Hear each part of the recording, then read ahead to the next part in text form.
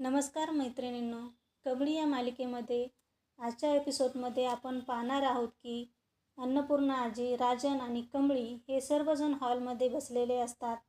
अन्नपूर्णा आजी खूप काळजीत असते की माझी मोठी नात या जगात नाही आहे, हे मी ऐकू शकत नाही. आणि कामिनी नेहमी तेच ते बोलत असते. हे ऐकून मला खूप वाईट वाटते. तेव्हा राजन आईला म्हणतो, आई तिच्याकडे लक्ष देऊ नको. तेव्हा कमळी म्हणते, आजी त्या काहीही म्हणल्या तरी खरं काही बदलणार आहे का?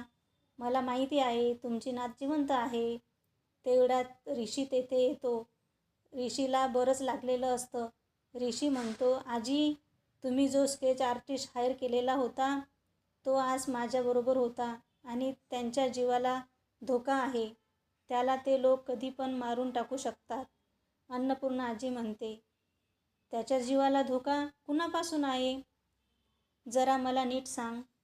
राजन म्हणतो, आजी मी जेव्हा बाहेर निघालो तेव्हा त्याला काही गुंड मारत होते आणि पकडून नेत होते. हे सर्व राजन सर्वांना सांगतो आणि सर्वजण ऐकतात.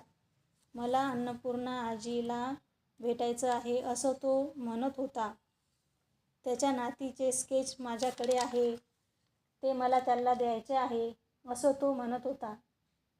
कमळी म्हणते, ऋषी सर तुम्ही त्याला शोधायचं असतं ना.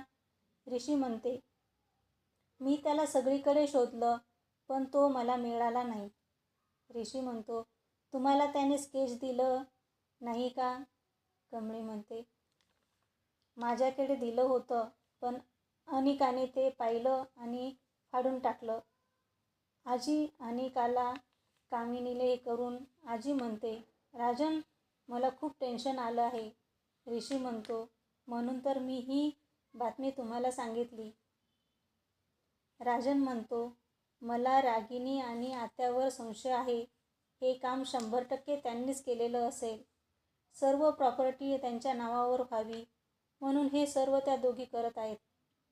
रागिनी आणि कामिनी ह्या दोघी त्यांच्या जीव पण घेऊ शकतात. इकडे कामिनी रागिनीला म्हणते, तुझी आई काही मिळण्यासाठी काहीही करू शकते. रागिनी म्हणते, आई आतापर्यंत जेही कारस्थान केलेत ना ते सर्व फेल झालेले आहेत. काही पण सांगू नको. असा संवाद दोघीमध्ये होतो. रागिनी म्हणते, म्हातारीचे बोलणे ऐकून हातपाय थरथरायला लागले आहेत. कामिनी म्हणते, तुला माहीत आहे का गौरी माझ्या ताब्यात आहे. त्यांना काहीही करून दे. ती माझ्या ताब्यात असल्यामुळे त्यांना काही कळणार नाही. तुला माहिती आहे का ती मेली की जिवंत आहे? मग कशाला तुम्ही टेन्शन घेता? कामिनी म्हणते, म्हातारीची नात 15 दिवसामध्ये परत येणार. रागिनी म्हणते, काही पण बोलतेस तू. इकडे नयनतारा खूप टेन्शनमध्ये आलेली असते. कारण की घरातून साधना मावशी गायब झालेली असते. पूर्ण दिवस गेला पण मावशी घरी आलेली नाही. सतीश आपण पोलीस स्टेशनमध्ये रिपोर्ट देऊया. सतीश म्हणतो, त्यांनी घरातून काही चोरलं बिरलं तर नाही आहे ना, ते बघून घे. नयनतारा म्हणते, नाही हो साधना मावशी चोरी नाही करणार.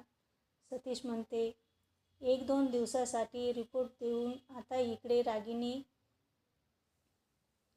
रागिनी कमळीला हॉस्टेलमध्ये सोडून दिले आणि आता इकडे ऋषीने कमळीला हॉस्टेलमध्ये सोडून दिले. त्यांना दोघे कामिनी आणि रागिनीबद्दल बराच संवाद होतो. नंतर ऋषी कमळीला म्हणतो, अभ्यास करत जा. कमळी बोलते, ठीक आहे सर. इकडे नयनताराने पोलीस स्टेशनमध्ये फोन करून साधना मावशी गायब झाली आहे. पोलीस म्हणतात, कामवाली तर होती ना ती, मग एवढं काय टेन्शन घ्यायचं? नयनताराला त्यांचा खूप राग येतो.